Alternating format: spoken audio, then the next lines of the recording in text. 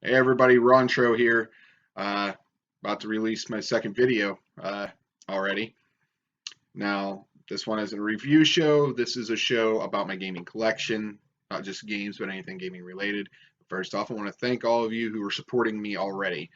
Um, I'm sure most of the subscribers I have six now, but I'm sure most of the subscribers I have are people I know, but that's okay. You guys are supporting this channel, and hopefully you guys will help this channel take off. So the other day, the mother of my children went grocery shopping with her nephew, and she came back with a few items. One of them being Mylon's Secret Castle from Hudson Soft. Most of you guys from back in the day recognize this little guy here, the bee. Hudson Soft's mascot, I guess you could say.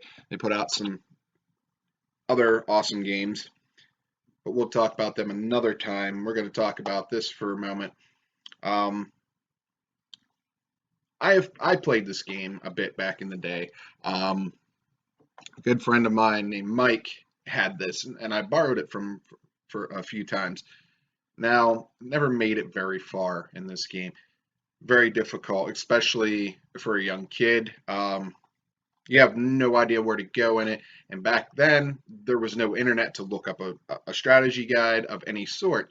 So unless they had a guide for it, which I'm not sure if this game had one or not. Guides weren't real popular back in them days either. You kind of had to hope Nintendo Power put something in their magazine about a game, honestly, to be able to get through some of them, which meant you had to be a subscriber too. It was a paid subscription, so unless you paid for Nintendo Power, chances are there were some games you weren't going to get through unless you called a Nintendo game counselor. And let me tell you, that could get expensive.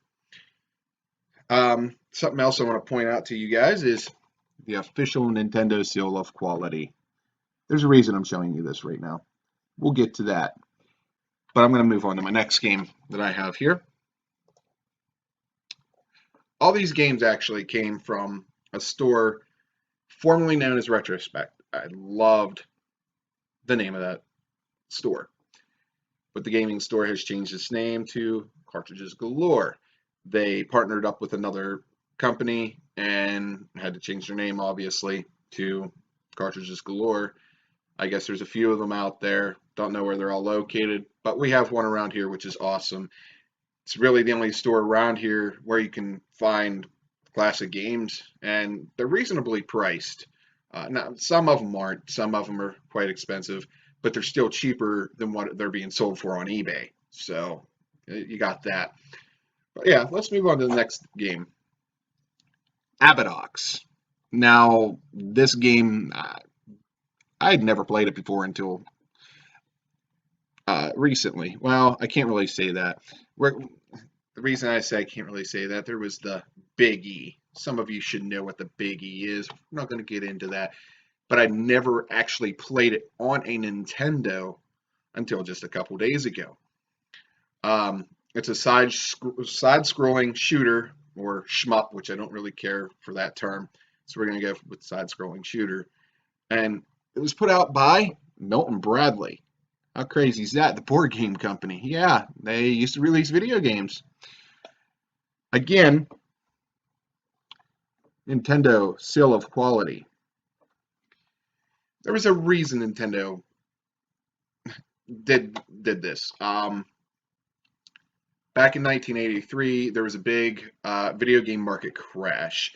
There was so much garbage out there, so many different systems like Atari, Commodore, Intellivision, ColecoVision. There's just so many, and companies were bringing out the same games for all of them, and there was some of the games, they just pushed them out as quick as they could, and they were garbage. So Nintendo limited companies on how many they could bring out, and even went and let some companies even publish on their consoles. One of them companies being Tengen. This game here is Alien Syndrome. As you see, there's no Nintendo seal of quality. Actually, it has the Tengen seal of quality. If you notice, the cartridge looks way different. Just to start off, if you look, the label is upside down. The cartridge here is black. This is gray. This one's black. Now, not every game by Nintendo was a gray cartridge. There was gold cartridges as well. But yeah, this was a black cartridge. It has a slant in it. It has two grips in the back. Nintendo games only had one grip, but I mean, they were pretty solid. They were put together really well as well.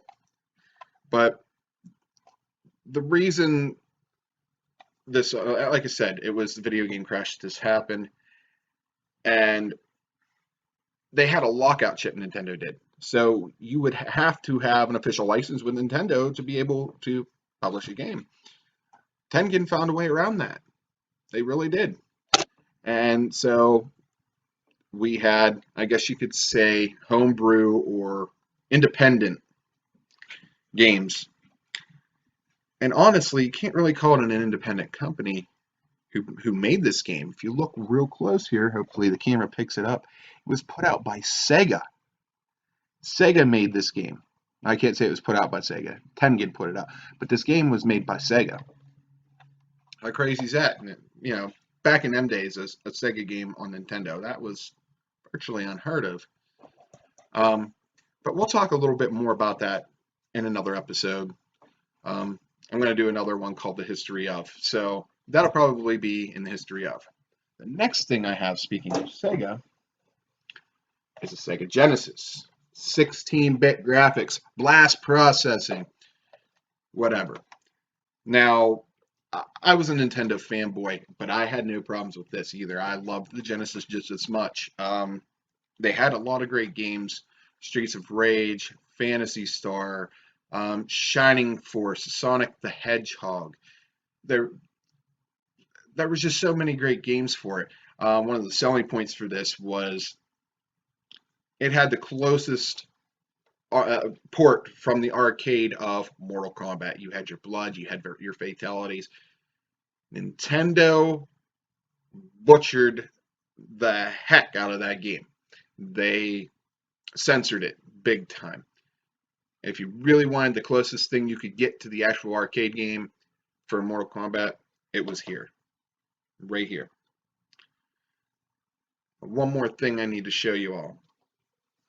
Now, a lot of people really didn't care for this. Sega CD add-on for the Sega Genesis. The Sega Genesis would just, well, this model anyways, would just slide in right like so. There you go.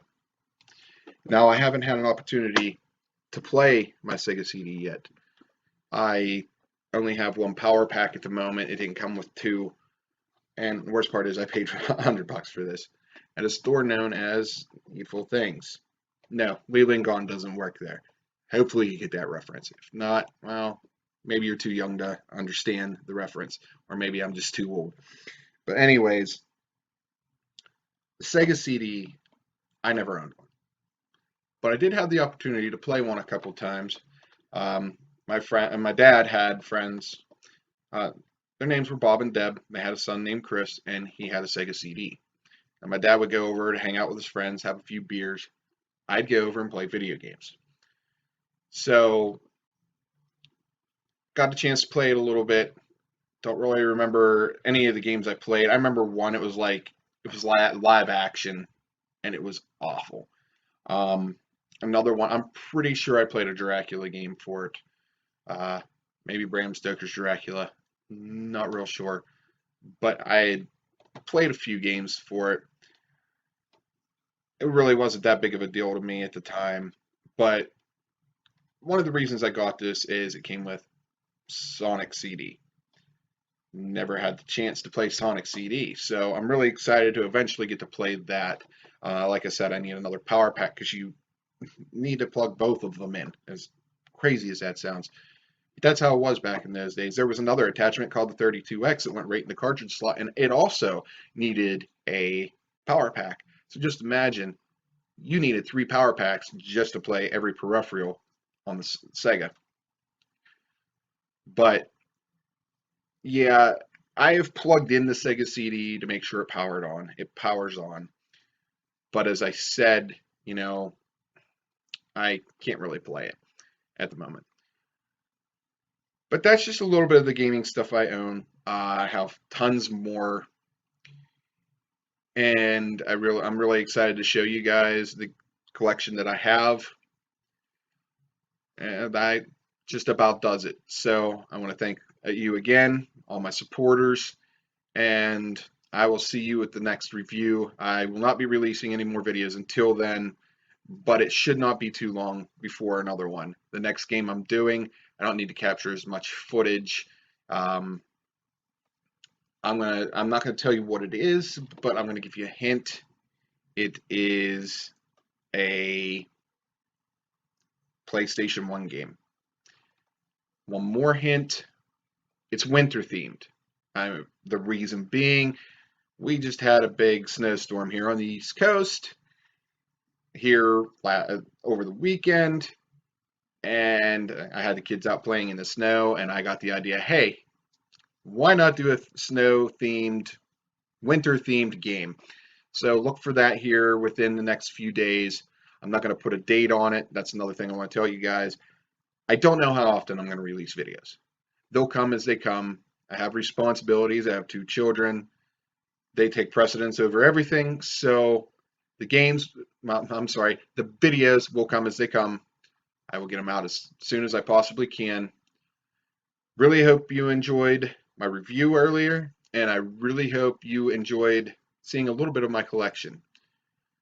I'm Rontro, and I'll see you next time.